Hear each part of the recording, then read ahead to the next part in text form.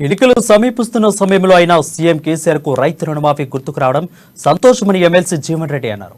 36,000 లోపు ఉన్న బకాయిలను ఉన్న రైతులకు మాత్రమే రుణమాఫీ జరిగిందని అన్నారు. విడతల వారీగా రైతు రుణమాఫీ చేస్తామని గత ఎన్నికలో ప్రకటించారని, ఆ విధంగా ఇప్పటికే రైతు రుణమాఫీ పూర్తి కావాలని అన్నారు.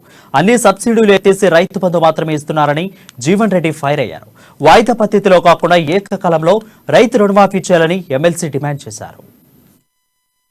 5 రోజులు జూలై ఏదైతుందో 31 రోజులు గడిచింది, 31 అనేది 36 రోజులు గడిచింది. ఇవాళ 3 తారీఖు అంటే దాదాపు 38 రోజులు గడిచిందా. ఇంతవరకు 6 ఎకరాల వరకు మాత్రమే, 6 ఎకరాల లోపు, 6 ఎకరాల వరకు కూడా కాదు, 6 ఎకరాల లోపు వరకు మాత్రమే రైతు బంధాన్ని చేసిందని చెప్పండి. ఆ రైతు బంధును చక్కగా ఇయ్యలేదు పూర్తిగా. రుణమాఫీ చేస్తే పూర్తి స్థాయిలో నేను ఎవరు నమ్ముతాను అని చెప్పంటున్నా.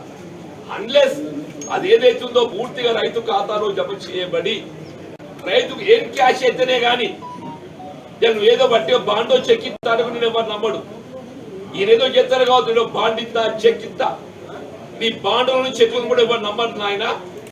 రైతుకు ఏం క్యాష్ అవుతేనే నేను నమ్మే పరిస్థితి ఉన్నది.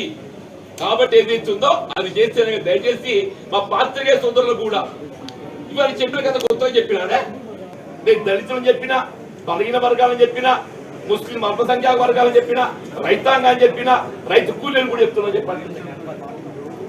దయచేసి అందుకే ఏదైతుందో కొంత వాస్తవాలు పరిగణలోకి తీసుకోవాలి.